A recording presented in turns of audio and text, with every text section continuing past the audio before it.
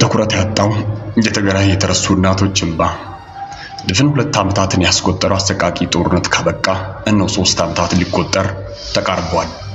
የግጭቱ ዋነኛ አካላት የሰላም ስምምነቱን ተከትለው ድርሻቸውን ተቀብለው የተለመደ ኑሯቸውን ቀጥለዋል። እንደውም የቴሌቪዥን መስኮት ለሚመለከታቸው በግጭት ሳይሆን በናፍቆት ተለያይቶ የቆዩ ነበር የሚመስሉት። በእነዚህ ሁሉ ምክንያት እንኳን በማታውቀው ያነባች ልጇን የሰዋችለ እስከ ዛሬዋ ቀን ድረስ በረሃብ የምትቀጣ ትኩረት የተነፈገች እናት አለች። ብዙዎቹ ጦርነቱ አብቅቷል ይላሉ። የትግራይ እናት ግን ልጄን ዛሬ የቀበርኩት ነው ሁሉም ነገር ያበቃው ትላለች። ያም ዝም ያለ ሲያቃ አሁንም በውስጧ ይጮሃል። በትግራይ የምትኖር እናት በሰሜን ኢትዮጵያ የነበሩ አስከፊ ጦርነት ለማስቆም የተኩስ አቁም ስምምነቱ ከተፈራረሙ ከ2 ዓመታት በኋላ የዓለም ትኩረትን ደብዝዟል። ሁሉም ሌላ ቀውስ ውስጥ ያለበት ፍለጋ ፊቱን አዙሯል። ነገር ግን ዛሬ በሺዎች የሚቆጠሩ የትግራይ እናቶች ጦርነቱ በእውነት አላበቃም።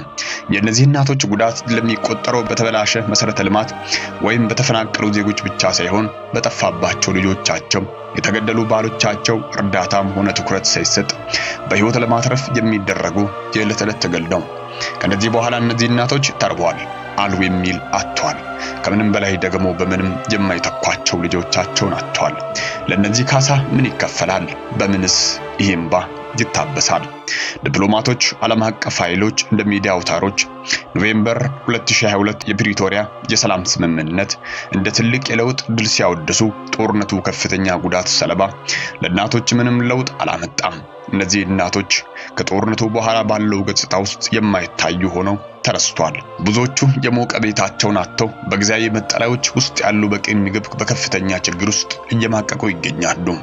እናቶች እንደ ጦርነቶች ያልታወቁ ጉዳቶች እንደ አውሮፓውያን አቆጣጠር በህዳር 2020 የተቀሰቀሰው የትግራይ ግጭት በ21ኛው ክፍለ ዘመን በዓለም ላይ ከፍተኛ የሰብአዊ ቀውሶችን ውስጥ የሚመደብ ነው።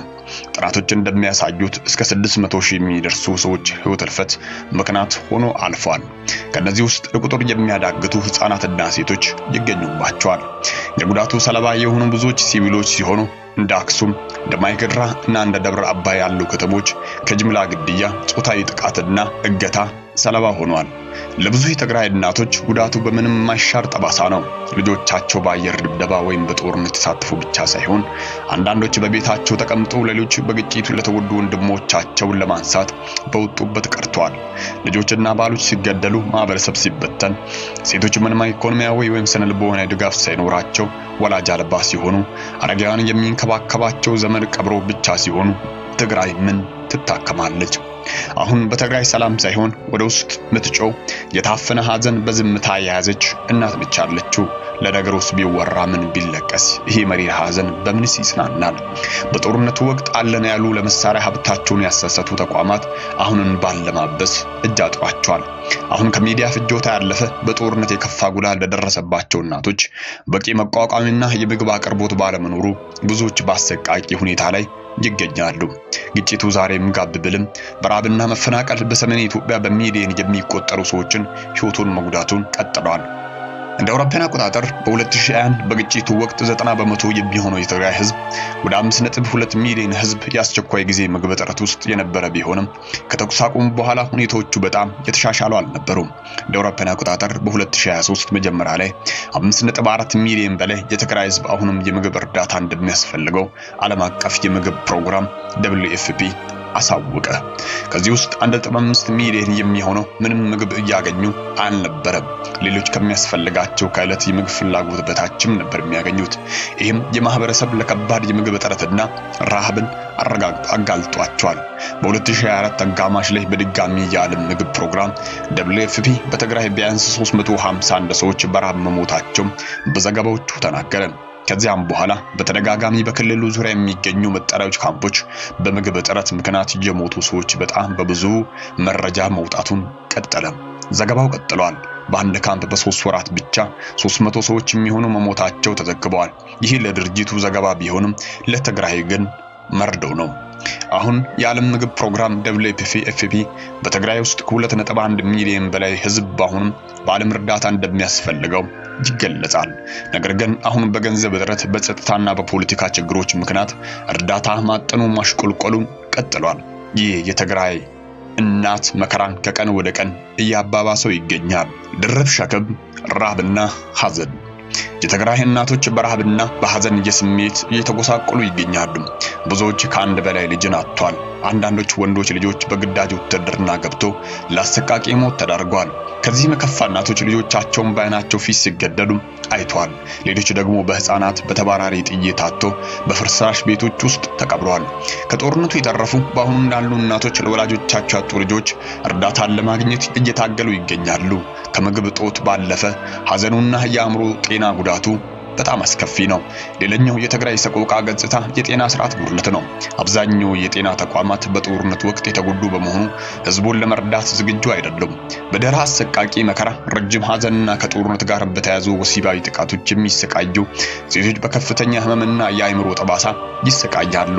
ሆኖም ለቁጥር የማይገቡ የህክምና ባለሙያዎች ብቻ በክልሉ እንደሚገኙ ጥናቶች አመልክተዋል። ለህክምና ባለሙያዎች እጥረት ምክንያት እንደሚጠቀሰው የማህበረሰብ ድጋፍ ማጣት ወይም ደግሞ ደህንነቱ የተጠበቀ ቦታ አለመኖር ሲሆን በጦርነት ወቅት ይንቀሳቀሱ የነበሩ የሰብአዊ ድርጅቶች እንኳን ስራቸውን በእጅጉ ቀንሷል። እንደ WFP፣ ዩኒሴፍ እና IMF እንዲሁም ሌሎች ተቋማት ወሳኝ አገልግሎታቸውን ለማቆም ወይም ለመቀነስ የገንዘብ እጥረት በምክንያት ይጠቅሳሉ። እንደ አውሮፓውያን አቆጣጠር በ2025 WFP ለ650 ሺህ ህፃናትና ለነፍሰ ጡርና ጡት ለሚያጠቡ እናቶች የሚሰጠው የተመጣጠነ ምግብ ባጋጠሙ እጥረት ምክንያት ማቆሙን አስታውቋል። ዓለም አሁንም ለእነዚህ እናቶች ትኩረት ሊሰጥ ይገባል። የዓለም የሰላም ስምምነቶችና ዲፕሎማሲያዊ ስኬቶች ሲያከብር ከጦርነት በኋላ በህይወት የተረፉ ሰዎች በተለይም የሴቶችና እናቶችን ጉዳይ ችላ ይባላሉ።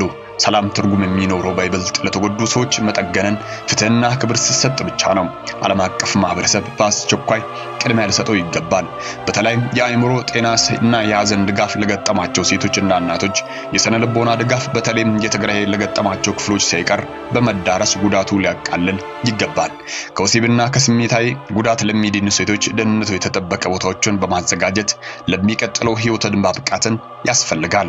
የምግብና የተመጣጠነ ምግብ አቅርቦት በሌሎች አካባቢዎች በተለይም ከፍተኛ መጠን ያለው የምግብ እርዳታን በማቅረብ ህብረተሰቡ ወደ ነበረበትን መመለስ፣ በአገር ውስጥ ለተፈናቀሉ ዜጎች በተለይም ሴቶችና ወላጅ አልባ ህፃናትን ቅድሚያ በመስጠት የዜጎችን ሞትን መቀነስ፣ የኢኮኖሚ ድጎማ በማድረግ ንብረታቸው ላጡ ዜጎች ድጎማዎችንና የሙያ ስልጠናዎችን ማድረስ፣ የግብርና ህብረት ስራ ማህበረስ እና የገበያ ተደራሽነትን በማስፋት እንዲሁም የአካባቢ መሰረተ ልማቶችና ትምህርት ቤቶችን፣ የውሃ አቅርቦቶች ስርዓቶችን፣ የጤና ተቋማትን እንደገና መገንባት፣ ፍትህን ማስፈን በተለይም ደግሞ በሴቶች የሚፈጸሙ አሰቃቂ ወንጀሎችን በማስቆም የትግራይን እናት ጉዳት ባይታከምም ፍትህን ማስፈን በተለይ በሴቶች ላይ የሚፈጸሙ አሰቃቂ ወንጀሎችን በማስቆም የትግራይን እናት ጉዳት ባይከስም እንባን ለማበስ የተቻለውን ማድረግ፣ በብሔራዊ አካላት ወቅት የእነዚህ እናቶች ድምጽ ለማጉላት ሁሌም ውለታቸው እንደማይዘነጋ ከጦርነቱ ታሪካዊ መመዝገብን ውስጥ እንደማይሰረዙ ማረጋገጥ።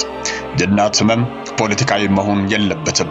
ያዘነች እናት ዝምታ ግላዊ አይደለም፣ ብሔራዊ ህመም እንጂ። የትግራይ እናቶች ይህን ጦርነት አልጀመሩም፣ የሰላም ስምምነቶችን አልፈረሙም። ሆኖም በጠረጴዛቸው ጠባሳ፣ ረሃብና ሐዘን ቀርበዋል። ዓለም አሁን በእነዚህ ትኩረትን ሊያነሳው አይገባም። እነዚህ እናቶችን መደገፍ በጎ አድራጎት አይደለም፣ ፍትህን ነው እንጂ። የትግራይ እናቶች እንባ ካልታበሰ ድረስ የኢትዮጵያ ሰላም እውን አይሆንም። ትኩረት ለእናቶቻችን። ሰላም ያድርገን።